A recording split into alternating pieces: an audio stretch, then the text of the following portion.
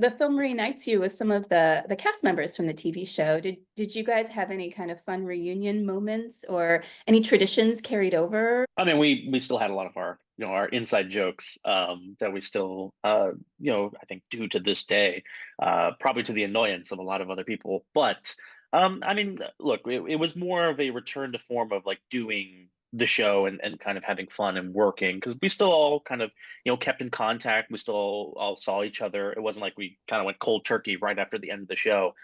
So we still hung out every now and then and communicated. So when we got to actually doing the movie, it wasn't so much of like a I haven't seen you in ages. It was more of like, well, we haven't really worked or done this in a long time. So it was fun to kind of get back into that groove.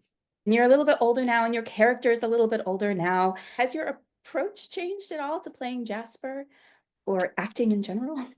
Well, I mean, I hope my approach has changed in acting. Try to be a little bit more, trying to get more into like the young adult kind of area. But when it came to playing Jasper, I mean, I didn't really have to change too much in the sense of like, there was a little bit of, me in Jasper before, and now I just kind of got to, grow up with him and take that kind of maturity that I've gained as getting older and apply it to Jasper. So it was just more of like, taking I was essentially a younger version of myself and putting him more in an adult world. Speaking of groove, you do a lot of fun fight scenes.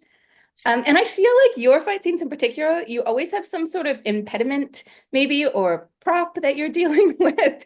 So for you, what is the most challenging thing about these fight scenes? I think so. Very early on, when because we actually did 2 weeks of fight choreography, like prep work before we even shot a single thing, even like a scene that didn't involve fight scenes.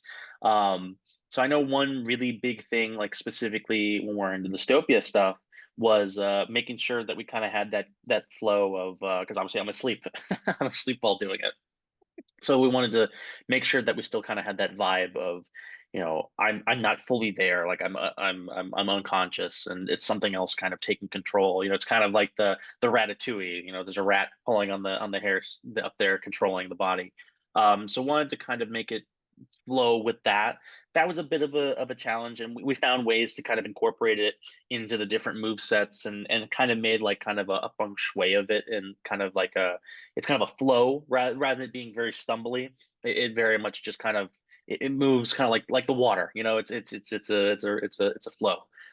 When it came to the Captain Stash stuff, the biggest challenge there really was just the outfit and all the stuff going on. I mean, I've got like massive heels. I've got a leather jacket on top of like the shirt and all the rings and cape, which the cape itself like weighed like probably like 10 pounds. So it was just a lot going on. And again, very early on, we had to to like make sure that everything was able to be done in like the boots because again they were heeled boots.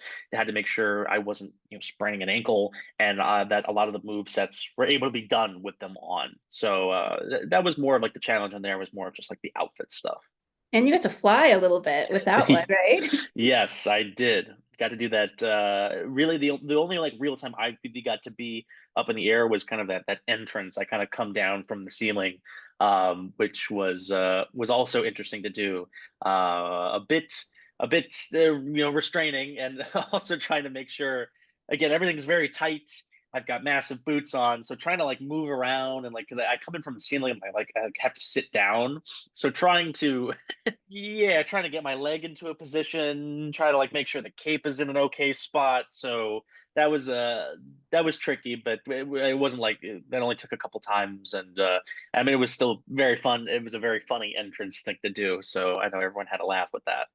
Well, speaking of funny, I do want to talk comedy for a minute because your character, I wouldn't go so far as to say you're the comic relief, but you do play around with a lot of modes of comedy. Do you have a favorite type of comedy? I mean, my favorite. I mean, I love sarcasm. I use sarcasm in my daily life, so it's like some of those like little wisecracks are always my favorite kind of stuff. But in terms of like playing something, it's very much that kind of Blue Mountain State kind of humor where it's definitely ridiculous. It's completely bonkers, but you're very much playing it very seriously. And it just comes across so well because again, you know it's goofy, and just watching someone take something so seriously, it's very funny, and that's definitely very fun to play. There's also a bit of like a challenge when you're with your fellow actors, is like, well, who's going to break? Because I feel like that is always the fun part of doing it. I mean, Cooper used to try and do that. He would just do some of the most ridiculous stuff, and we try very hard not to laugh while he was doing it, because obviously then we botch the take. But again, there's always that challenge of like, you kind of feel like you're doing it right if you're making your crew members laugh at what you're doing, even though again it's probably going to botch the take. If you're doing that, you're like, I know I'm doing something right. And you had a lot of fun, sort of variants, I guess, of Jasper to play. We talked about Captain Stash, but did you have any favorite variants? I mean, the apocalypse stuff was very, very cool, just kind of like set wise, because we were kind of in like the middle of the woods, and we had that giant, I think it was like an airplane hole that we were kind of residing in, and so the set stuff was very cool, and the location was very pretty as well. And it was fun having all the tack gear on. I don't know, there's something about, especially when you're like a guy, it's kind of that like that vest kind of thing you have on. You very much you kind of feel like Tom Hardy's Bane a little bit, and you're like, yeah, I feel very cool right now. You're walking around just holding the straps. So there's something very fun about that. Um, but that was probably. I mean, look, I had fun with all of it. All of it was there. There were bits and pieces of everything that I loved, but I mean, yeah, the apocalypse stuff visually was very fun to be at. Very, you know, you kind of felt like you wanted to run around and explore everything because it was so cool. Everything, the way it was put together, that apocalypse Mad Max kind of vibe. Okay, last quick question for you. Mhm. So I really love Jasper and Henry as a movie partnership. Do you have a favorite movie or TV show duo that crime fighting or otherwise? Ooh. Oh, yes. I mean, I feel like that's kind of the vibe that even kind of that Captain Man, Kid Danger kind of vibe, but it's Suits. It's Harvey and oh my gosh, now I can't even think of his name. I can't think of the character's name.